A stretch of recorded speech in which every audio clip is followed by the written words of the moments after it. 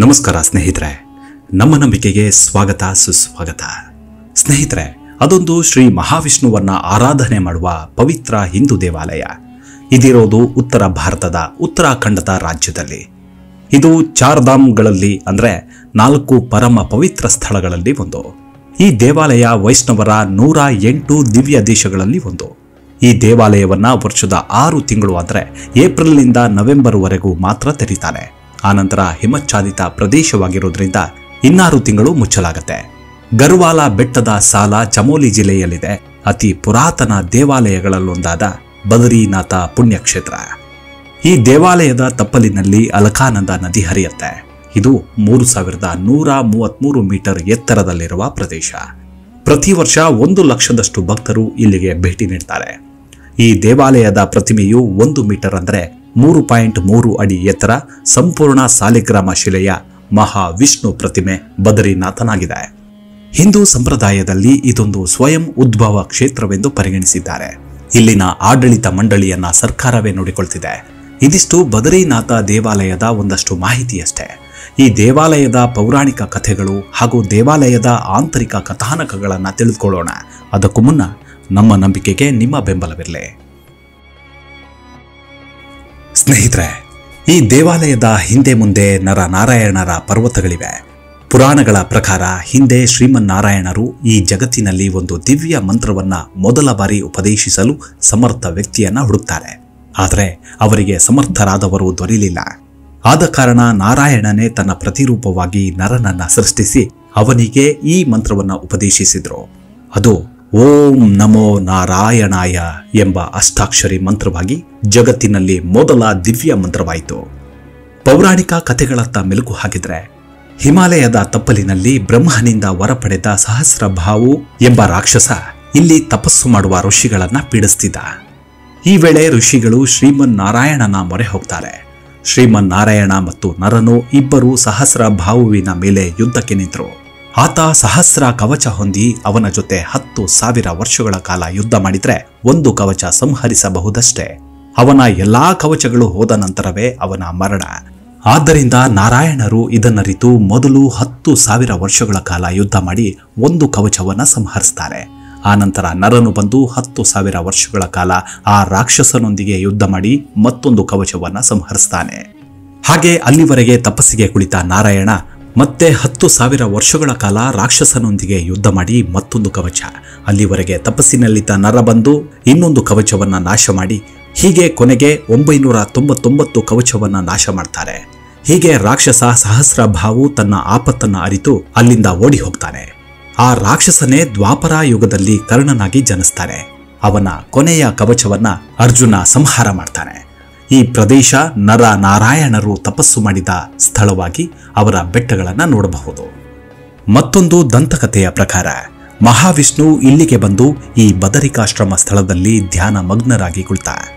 ತಪಸ್ಸಿನ ಸಮಯದಲ್ಲಿ ಮಂಜು ಸುರಿಯಲಾರಂಭಿಸಿತು. ಇದನ್ನು ನೋಡಿದ ಶ್ರೀಲಕ್ಷ್ಮಿಯು ಬದರಿ ಮರದ ರೂಪದಲ್ಲಿ ಮಹಾವಿಷ್ಣುವಿಗೆ ಛತ್ರಿಯಂತೆ ನಿಂತು ಮಂಜು ಬೀಳೋದನ್ನ ತಡಿತಾಳೆ. ಇದನ್ನ ಗ್ರಹಿಸಿದ ಮಹಾವಿಷ್ಣು ಶ್ರೀಲಕ್ಷ್ಮಿಯ ತ್ಯಾಗಕ್ಕೆ ಸಂತೋಷಪಟ್ಟು ಅದನ್ನ ಬದ್ರಿಕಾಶ್ರಮ ಅಂತ ಕರೆದ. ಮತ್ತೊಂದು ಪುರಾಣದ ಪ್ರಕಾರ ಈ ದೇವಾಲಯದಲ್ಲಿ 3 ಪ್ರಕಾರ ಮಂಟಪಗಳಿವೆ. ಒಂದು ಗರ್ಭಗೃಹ, ಆನಂತರ ದರ್ಶನ ಮಂಟಪ, ಮತ್ತೊಂದು ಸಭಾ ಮಂಟಪ ಹಾಗೂ ಒಂದು ಸಣ್ಣ ಮಂಟಪ ಇದೆ. ಅದು ಬಂಗಾರದ ಕವಚದಿಂದ ಲೇಪಿತವಾಗಿರುವಂಥದ್ದು.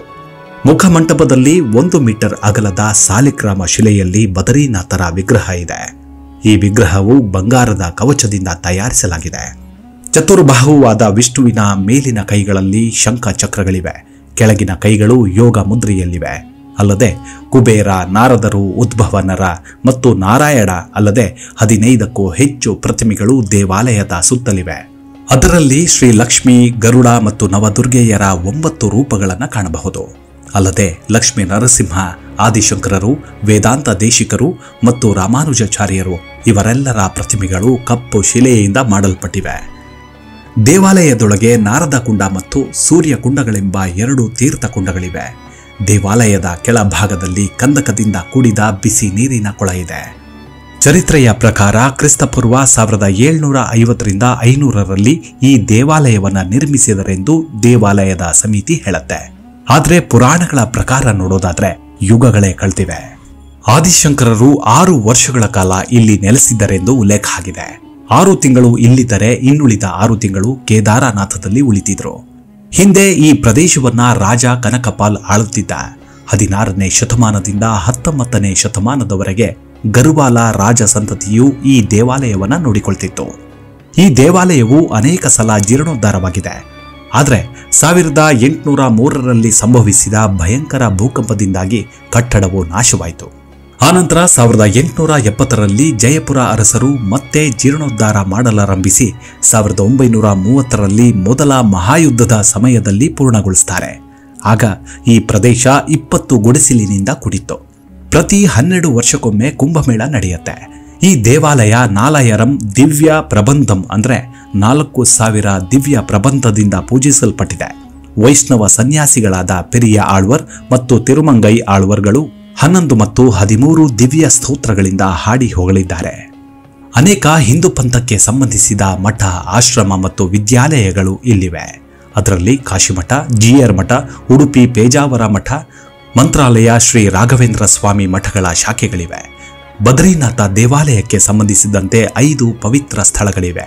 ಅದನ್ನ ಪಂಚ ಬದರಿ ಅಂತ ಕರೀತಾರೆ. ಇಲ್ಲಿ ಮಹಾವಿಷ್ಣುವನ್ನ ಆರಾಧಿಸ್ತಾರೆ. ಈ ಪಂಚ ಬದರಿಯಲ್ಲಿ ಮುಖ್ಯವಾದದ್ದು ಬದರಿಯೇ. ಇದನ್ನ ವಿಶಾಲ ಬದರಿ ಎನ್ನುತ್ತಾರೆ. ಯೋಗ ಧ್ಯಾನ ಬದರಿಯು ಪಂಡುಕೇಶ್ವರದಲ್ಲಿ, ಭವಿಷ್ಯ ಬದರಿಯು ಜ್ಯೋತಿರ್ಮಠದ ಹತ್ತಿರದ ಸುಬೈನಲ್ಲಿ, ವೃದ ಬದರಿಯು ಜ್ಯೋತಿರ್ಮಠದ ಹತ್ತಿರವಿರುವ ಅನಿಮತ್ನಲ್ಲಿ ಮತ್ತು ಆದಿ ಬದರಿಯು ಕರ್ಣಪ್ರಯಾಗದ ಹತ್ತಿರ ಇದೆ. ಈ ದೇವಾಲಯವು 4 ಪವಿತ್ರ ಸ್ಥಳಗಳಲ್ಲಿ ಒಂದಾಗಿದೆ. ಉಳಿದವುಗಳಂದ್ರೆ ರಾಮೇಶ್ವರ, ಪುರಿ ಮತ್ತು ದ್ವಾರಕ. ಆದಿಶಂಕರರು ತಮ್ಮ ಅದ್ವೈತ ಸಿದ್ಧಾಂತವನ್ನ ಈ ಪವಿತ್ರ ಕ್ಷೇತ್ರಗಳಿಂದಲೇ ಪ್ರಚಾರ ಆರಂಭಿಸುತ್ತಾರೆ. ಈ ಪ್ರಸಿದ್ಧ ಧಾಮಗಳು ನಮ್ಮ ದೇಶದ 4 ಮೂಲೆಗಳಲ್ಲಿವೆ. ತಾತ್ವಿಕವಾಗಿ ದೇವಾಲಯಗಳನ್ನ 2 ರೀತಿಯಲ್ಲಿ ವಿಭಾಗಿಸಿದ್ದಾರೆ. ಹಿಂದೂ ಧರ್ಮದ ಪ್ರಕಾರ ಶೈವ ಪಂಥ ಮತ್ತು ವೈಷ್ಣವ ಪಂಥ ಎಂಬ 2 ವಿಧವಿದೆ. ಹಿಮಾಲಯದಲ್ಲಿ 4 ಧಾಮಗಳಿವೆ. ಇವನ್ನ ಛೋಟಾ ಚಾರ್ಧಾಮಗಳೆಂದು ಕರೆಯಲಾಗಿದೆ. ಅವು ಬದರಿ, ಕೇದಾರ, ಗಂಗೋತ್ರಿ ಮತ್ತು ಯಮನೋತ್ರಿಗಳಾಗಿವೆ. ಜೀವನದಲ್ಲಿ 1 ಬಾರಿಯಾದರೂ ಈ ದೇವಾಲಯಗಳ ದರ್ಶನ ಮಾಡಲೇಬೇಕು. ಇಲ್ಲಿ ಎಲ್ಲ ಅಲಂಕಾರ ಸೇವೆಗಳು ಭಕ್ತರ ಎದುರಿನಲ್ಲೇ ನಡೆಯುತ್ತೆ. 2006ರ ನಂತರ ಇಲ್ಲಿ ಪಂಚಾಮೃತವನ್ನ ಪ್ರಸಾದ ರೂಪದಲ್ಲಿ ನೀಡ್ತಿದ್ದಾರೆ. ಈ ದೇವಾಲಯವನ್ನ ವಿಜಯದಶಮಿಯ ದಿನ ಚಳಿಗಾಲದ ಆರಂಭದಲ್ಲಿ ಮುಚ್ಚುತ್ತಾರೆ. ಆ ದಿನ ಅಖಂಡ ಜ್ಯೋತಿಯನ್ನ ಬೆಳಗಿಸ್ತಾರೆ. ಈ ದೀಪವನ್ನ ಶುದ್ಧವಾದ ತುಪ್ಪದಿಂದ ಬೆಳಗಿಸಿ ಮುಂದಿನ 6 ತಿಂಗಳು ಉರಿಯುವಂತೆ ನೋಡಿಕೊಳ್ತಾರೆ.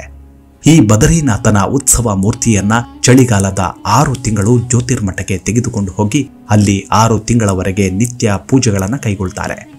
ಬದರಿ ನಾರಾಯಣರನ್ನ ಸಂದರ್ಶಿಸುವ ಮೊದಲು ಬಿಸಿ ನೀರಿನ ಪವಿತ್ರ ಚಿಲುಮೆಯಲ್ಲಿ ಸ್ನಾನ ಮಾಡಿ ಹೋಗುವ ರೂಢಿ ಇದೆ. ಈ ದೇವಾಲಯದ ಅರ್ಚಕರು ಶಿವನ ಆರಾಧಕರು. ಇವರನ್ನ ದಂಡಿ ಸನ್ಯಾಸಿ ಅಂತ ಕರೀತಾರೆ. ಇವರು ಕೇರಳದ ನಂಬೂದರಿ ಮತದವರು. ಆದಿಶಂಕರರು ಈ ದೇವಾಲಯವನ್ನ ಜೀರ್ಣೋದ್ಧಾರ ಮಾಡಿ ಕೇರಳದ ನಂಬೂದರಿಯನ್ನ ಕೇದಾರನಾಥನಿಗೆ ಒಪ್ಪಿಸಿದ್ರೆ, ಮತ್ತೊಂದು ವಿಶೇಷವೆಂದರೆ ಕರ್ನಾಟಕದ ದಾವಣಗೆರೆಯವರಾದ ಶೈವ ಪಂಥದವರನ್ನ ಕರೆತಂದು ಅವರಿಗೆ ಬದರಿನಾಥನ ಪೂಜಾ ಕಾರ್ಯಗಳನ್ನು ಒಪ್ಪಿಸ್ತಾರೆ. ಈಗಲೂ ಅವರ ವಂಶಸ್ಥರು ಮಲಯಾಳಿ ಮತ್ತು ಕನ್ನಡ ಮಾತನಾಡುವುದನ್ನು ಕಾಣಬಹುದು. ಬದರಿನಾಥ ದೇವಾಲಯದಿಂದ 2 ಕಿಲೋಮೀಟರ್ ದೂರದಲ್ಲಿ ಚೀನಾ ಗಡಿಯ ಕೊನೆಯ ಮತ್ತು ಭಾರತದ ಕಡೆಯ ಊರು ಮಾನಾ ಎಂಬ ಹಳ್ಳಿ ಇದೆ. ಇಲ್ಲಿಯೇ ವೇದಗಳನ್ನ ಹೇಳಿದ ವ್ಯಾಸ ಮಹರ್ಷಿಯ ಗುಹೆ ಮತ್ತು ವೇದಗಳನ್ನ ಬರೆದ ಗಣೇಶನ ಗುಹೆಗಳಿವೆ. ಅಲ್ಲದೆ ಸರಸ್ವತಿ ನದಿಯು ಮೊದಲು ಕಾಣಿಸಿಕೊಳ್ಳುವ ಸ್ಥಳ ಇಲ್ಲಿದೆ. ದ್ವಾಪರ ಯುಗದಲ್ಲಿ ಪಾಂಡವರು ಸ್ವರ್ಗಾರೋಹಣವನ್ನ ಇಲ್ಲಿಂದಲೇ ಆರಂಭಿಸುತ್ತಾರೆ. ಇಲ್ಲಿನ ಪ್ರಮುಖ ವಿಸ್ಮಯಗಳೆಂದರೆ ತಪ್ತಕುಂಡ. ಇದೊಂದು ಬಿಸಿ ನೀರಿನ ಚಿಲುಮೆ. ಸಾವಿರಾರು ವರ್ಷಗಳಿಂದ ಹಗಲು ರಾತ್ರಿ ಇಡೀ ಬಿಸಿ ನೀರು ಅಂದ್ರೆ ಉಪ್ಪು ಪ್ಲಸ್ ಗಂಧಕ ಹರಿದು ಬರುತ್ತೆ. ಇದು ಕುಡಿಯೋದಕ್ಕೆ ನಿಷೇಧ, ಕೇವಲ ಪಾಪ ವಿಮೋಚನೆಗೆ ಮಾತ್ರ ಉಪಯೋಗಿಸ್ತಾರೆ. ಬದರಿ ಕ್ಷೇತ್ರವನ್ನ ನಾರದ ಕ್ಷೇತ್ರ ಎನ್ನುತ್ತಾರೆ. ಗರ್ಭಗುಡಿಯಲ್ಲಿ ನಾರದರ ವಿಗ್ರಹವಿದೆ. ಹಿಂದೆ ನಾರದರು ತನ್ನ ವಿಷ್ಣು ಪಂಚರಾತ್ರಾಗಮವನ್ನ ಜಾರಿಗೆ ತರ್ತಾರೆ. ಪಂಚರಾತ್ರಾಗಮ ಆರಾಧ್ಯ ದೇವ ನಾರಾಯಣನೇ. ಚಳಿಗಾಲದಲ್ಲಿ ಈ ಕ್ಷೇತ್ರ ಮುಚ್ಚೋದ್ರಿಂದ ನಾರದರೇ ಈ 6 ತಿಂಗಳು ಬಂದು ಪೂಜೆ ಮಾಡ್ತಾರೆ ಅನ್ನೋ ನಂಬಿಕೆ ಇದೆ. ಅದಕ್ಕೆ ಪುಷ್ಟಿ ನೀಡುವಂತೆ 65 ತಿಂಗಳ ಬಳಿಕ ಬಾಗಿಲು ತೆಗೆದಾಗಲೂ ಗರ್ಭಗುಡಿಯಲ್ಲಿ ಹೂವು ಹಣ್ಣುಗಳು ತುಂಬಾನೇ ಪವಿತ್ರವಾಗಿರುತ್ತವಂತೆ. ಬದರಿ ಕ್ಷೇತ್ರದಿಂದ 1 ಫರ್ಲಾಂಗ್ ದೂರದಲ್ಲಿ ಬ್ರಹ್ಮ ಕಪಾಲ ಎಂಬ ಸ್ಥಳ ಇದೆ. ಇಲ್ಲಿ ಅನೇಕರು ತಮ್ಮ ಪಿತೃಗಳಿಗೆ ತರ್ಪಣ ನೀಡ್ತಾರೆ. ಇಲ್ಲಿ ಸ್ತ್ರೀ ಪುರುಷರು ಯಾರು ಬೇಕಾದರೂ ತರ್ಪಣ ನೀಡಬಹುದು. ಇಲ್ಲಿ 1 ಸಲ ತರ್ಪಣ ನೀಡಿದ್ರೆ ಗತಿಸಿದ ಪಿತೃಗಳಿಗೆ ಪ್ರತಿ ವರ್ಷ ಶ್ರದ್ಧಾದಿಗಳನ್ನ ಮಾಡಬೇಕಾಗಿಲ್ಲ. ಗತಿಸಿದ ಪಿತೃಗಳು ಯಾವ ಲೋಕದಲ್ಲಿದ್ರೂ ಯಾವುದೇ ರೂಪದಲ್ಲಿದ್ರೂ ಅವರಿಗೆ ನೀಡುವ ತರ್ಪಣ ಪ್ರಾರ್ಥನೆ ರೂಪದಲ್ಲಿ ಸೇರುತ್ತೆ. ಪಿತೃ ಕಡೆಯ 33 ತಲೆಮಾರುಗಳು ಪತ್ನಿಯ ಕಡೆಯ 10 ತಲೆಮಾರು ಪಿತೃಗಳಿಗೆ ಸದ್ಗತಿ ಪ್ರಾಪ್ತವಾಗುತ್ತೆ ಅನ್ನೋ ನಂಬಿಕೆ ಇದೆ. ಇದಕ್ಕೆ ಮತ್ತೊಂದು ಪೌರಾಣಿಕ ಕಥೆ ಕೂಡ ಇದೆ. ಹಿಂದೆ ಶಿವ ಬ್ರಹ್ಮನ 1 ತಲೆಯನ್ನ ತೆಗೆದ. ಆದರೆ ಆ ತಲೆ ಕೆಳಗೆ ಬೀಳದೆ ಶಿವನ ಕೈಯಲ್ಲಿ ಅಂಟಿಕೊಳ್ಳುತ್ತೆ. ಎಷ್ಟೇ ಪ್ರಯತ್ನಿಸಿದ್ರೂ ಕೆಳಗೆ ಬೀಳಲಿಲ್ಲ. ಆಗ ಶಿವ ಮಹಾವಿಷ್ಣುವಿನಿಂದ ಬ್ರಹ್ಮ ಹತ್ಯೆ ದೋಷಕ್ಕೆ ಪರಿಹಾರ ಕೇಳ್ತಾನೆ. ಮಹಾವಿಷ್ಣು ಹೇಳ್ತಾನೆ, ನೀನು ಬದರಿಕಾಶ್ರಮಕ್ಕೆ ಹೋದ್ರೆ ನಿನ್ನ ಬ್ರಹ್ಮ ಹತ್ಯೆ ದೋಷ ಪರಿಹಾರವಾಗತ್ತೆ ಎಂದನಂತೆ. ಅದರಂತೆ ಶಿವ ಬದರಿಕಾಶ್ರಮಕ್ಕೆ ಬಂದ. ತಕ್ಷಣ ಆತನ ಕೈಯಲ್ಲಿದ್ದ ಬ್ರಹ್ಮ ಕಪಾಲ ನೆಲದ ಮೇಲೆ ಬಿತ್ತು. ಈಗಲೂ ಈ ಬ್ರಹ್ಮ ಕಪಾಲ ಬಂಡೆಯು ಯುಗಗಳಿಂದ ಇದೆ. ಈ ಪೌರಾಣಿಕ ಕಥೆ ಕೂಡ ನಮ್ಮ ಕರ್ನಾಟಕದ ಹೊರನಾಡು ಅನ್ನಪೂರ್ಣೇಶ್ವರಿ ದೇವಾಲಯದ ಉಗಮದೊಂದಿಗೂ ಬೆಸೆದುಕೊಂಡಿದೆ. ಮುಂದಿನ ಎಪಿಸೋಡ್ನಲ್ಲಿ ಆ ಪುಣ್ಯಕ್ಷೇತ್ರದ ಬಗ್ಗೆಯೂ ವಿವರಿಸ್ತೇನೆ. ಹಾಗೆ ಈಗಲೂ ಶ್ರಾದ್ದ ಮಾಡಿದ ಪಿಂಡಗಳನ್ನ ಬ್ರಹ್ಮ ಕಪಾಲ ಬಂಡೆ ಮೇಲೆ ಹಾಕಿ ಉಜ್ಜುತ್ತಾರೆ. ಇದರಿಂದ ಬ್ರಹ್ಮ ಕಪಾಲನಿಗೆ ದೊರಕಿದ ಮುಕ್ತಿಯು ನಮ್ಮ ಪಿತೃಗಳಿಗೂ ದೊರಕುತ್ತದೆಂದು ನಂಬಿಕೆ ಇದೆ.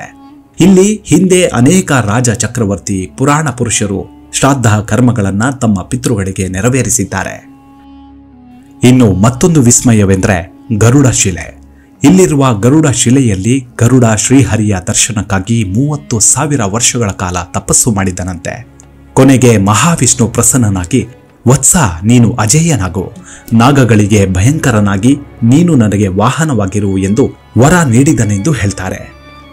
ಮತ್ತೊಂದು ಪುಣ್ಯ ಸ್ಥಳವೆಂದರೆ ತೈಮಿಂಗಿಲ ತೀರ್ಥ. ಚರಿತ್ರೆಯಲ್ಲಿ ನೋಡೋದಾದ್ರೆ 1 ಸಲ ಬ್ರಹ್ಮದೇವ ಮಲಗಿದ್ದಾಗ ಹಯಗ್ರೀವನೆಂಬ ರಾಕ್ಷಸ ವೇದಗಳನ್ನು ಕದ್ಕೊಂಡು ಹೋಗ್ತಾನೆ. ದೇವತೆಗಳಿಗೆ ಹಿಂಸೆ ನೀಡುತ್ತಿದ್ದ ಹಯಗ್ರೀವಾಸುರನನ್ನ ಶ್ರೀಹರಿಯು ಮತ್ಸ್ಯ ರೂಪದಲ್ಲಿ ಕೊಂದು ಹಾಕಿ ವೇದಗಳನ್ನ ಬ್ರಹ್ಮನಿಗೆ ನೀಡ್ತಾನೆ. ಇಲ್ಲಿ ಹಯಗ್ರೀವ ತೀರ್ಥ, ಮತೀರ್ಥ, ಮನಸೋದ್ಧವ ತೀರ್ಥ, ವಸುಂಧರ ತೀರ್ಥಗಳು ಇಲ್ಲಿ ಪ್ರಸಿದ್ಧವಾದವು. ಹೀಗೆ ಮತ್ತೊಂದು ಸ್ಥಳವೇ ಗೌಡಪಾದ ಶಿಲೆ. ಬದರಿ ದೇವಾಲಯದ ಉತ್ತರಕ್ಕೆ 1 ಮೈಲಿ ದೂರದಲ್ಲಿ ಗೌಡಪಾದ ಶಿಲೆ ಎಂಬ ಒಂದು ಬಂಡೆ ಇದೆ. ಈ ಶಿಲೆಯ ಮೇಲೆ ಕುಳಿತು ಗೌಡಪಾದರು ಮಾಂಡೋಕ್ಯ ಉಪನಿಷತ್ತು ಬರೆದರು. ಅಲಕಾನಂದ ಬಂಡೆಯ ಮೇಲೆ ಕುಳಿತು ಶಂಕರರು ಮತ್ತು ವ್ಯಾಸರು ಅನೇಕ ಗ್ರಂಥಗಳನ್ನು ರಚಿಸಿದ್ದಾರೆ. ಇಂದಿಗೂ ವಿಸ್ಮಯಗಳ ಗೂಡು, ಅತೀಂದ್ರಿಯ ಶಕ್ತಿಗಳ ತವರು, ಹಿಂದೂ ಧಾರ್ಮಿಕರ ಮೂಲವೇ ಬದರಿ ಕ್ಷೇತ್ರವೆಂದು ಪರಿಗಣಿಸಲಾಗಿದೆ. ಒಮ್ಮೆ ಬದುಕಿದ್ದಾಗಲೇ ಇಲ್ಲಿಗೆ ಭೇಟಿ ನೀಡಿದರೆ ಮುಕ್ತಿ ದೊರಕುತ್ತೆ ಅನ್ನೋದು ನಮ್ಮ ನಂಬಿಕೆ. ಮುಂದಿನ ಎಪಿಸೋಡ್ನಲ್ಲಿ ಮತ್ತೆ ಸಿಗೋಣ ಸ್ನೇಹಿತರೆ. ಅಲ್ಲಿವರೆಗೂ ನಿಮ್ಮ ಆರೋಗ್ಯದ ಕಡೆ ಗಮನವಿರಲಿ. Take care. ನಮಸ್ಕಾರ.